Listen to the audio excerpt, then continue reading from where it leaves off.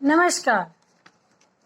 पिछली वीडियो में बच्चों हमने पाठ पढ़ा, पाठ 7 बेटी के नाम, जिसमें हमने देखा कि पंडित जवाहरलाल नेहरू, जो कि हमारे देश के प्रथम प्रधानमंत्री थे, उन्होंने नैनी जेल से अपनी बेटी इंदिरा के लिए, जो कि हमारे देश की प्रधानमंत्री बनी, इंदिरा गांधी, इंदिरा के लिए पत्र लिखा और उन्हें बहुत महत्वपूर्ण बातें उस पत्र के माध्यम से समझाई, जो कि आपके लिए भी बहुत महत्वपूर्ण हो सकती हैं।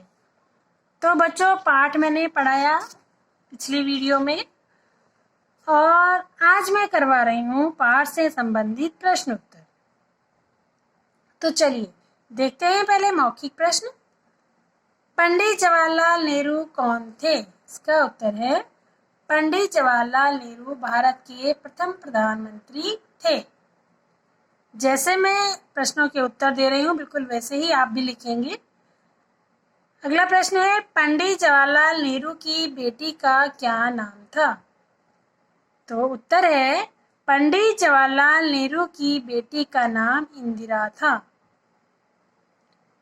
पंडित जवाहरलाल नेहरू ने यह पत्र कहाँ से लिखा था? उत्तर है पंडित जवाहरलाल नेहरू ने यह पत्र नैनी जेल से लिखा था।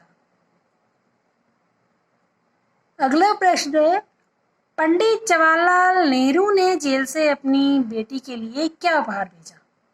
तो इसका उत्तर है पंडित जवाहरलाल नेहरू ने जेल से अपनी बेटी के लिए शुभकामनाएं भेजी।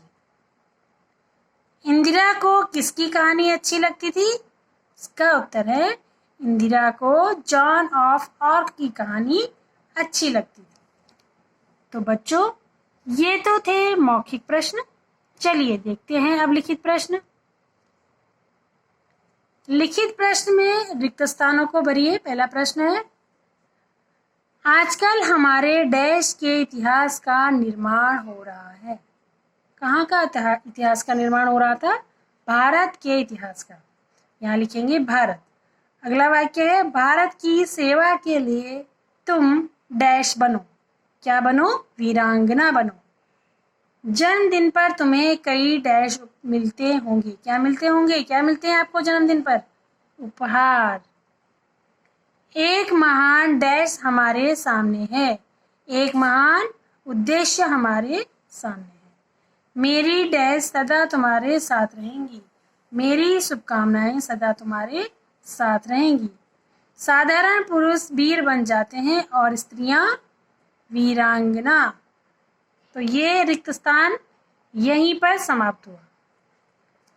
अब देखते हैं प्रश्न नंबर 2। प्रश्न नंबर 2 है, बापूजी ने किसके लिए आंदोलन छेड़ा था? बापूजी ने किसके लिए आंदोलन छेड़ा था? उत्तर है बापूजी ने स्वतंत्रता के लिए आंदोलन छेड़ा था। कौन? बापू किसके लिए कहा गया है बच्चों? यहाँ इसके लिए कहा गया है महात्मा गांधी के लिए कहा गया है बापू। अगला प्रश्न है, साधारण स्त्रियां वीरांगनाएं कब बन जाती हैं? तो इसका उत्तर है जब किसी महान उद्देश्यों की पूर्ति के लिए सभी लोगों में असीम उत्साह भर जाता है, तब स्त्रियां वीरांगनाएं बन जाती हैं। हमारे भारत के इतिहास का निर्माण हो रहा था। कैसे?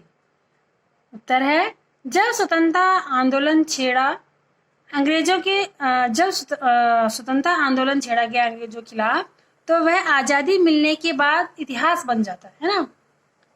क्योंकि पहले जब स्वतंत्रता आंदोलन छेड़ा गया था, तो आज वो हमारे लिए एक इतिहास बन गया है। यानी किसी भी महान कार्य को जब हम करते हैं तो बाद में वह इतिहास बन जाता है।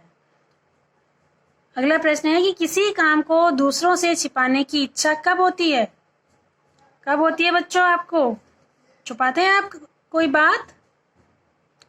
बताती हूँ। इसका उत्तर है कि किसी काम को दूसरों से छिपाने की इच्छा तब होती है जब कोई गलत काम किया जा रहा हो।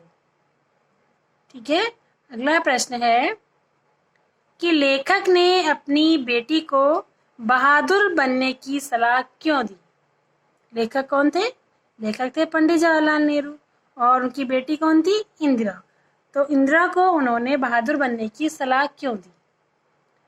उत्तर है कि यदि वह बहादुर बनेगी तो ऐसा काम कभी नहीं करेगी जिससे उसे डरना पड़े या जिसे करने में उसको लज्जा हो। इसलिए लेखक ने अपनी बेटी को बहादुर बनने की सलाह दी। तो इसी के साथ बच्चों इस पाठ के प्रश्नोत्तर यहीं समाप्त हुए। भाषा बोध का कार्य आप स्वयं कर सकते हैं। भाषा बोध का काम आप स्वयं ही करेंगे और ये जो प्रश्नोत्तर है प्रश्नोत्तर अपनी हिंदी की नोटबुक में लिखेंगे। तो एक नए पाठ के साथ मैं फिर आपके सम्मुख उपस्थित होंगी। तब तक के लिए धन्यवाद।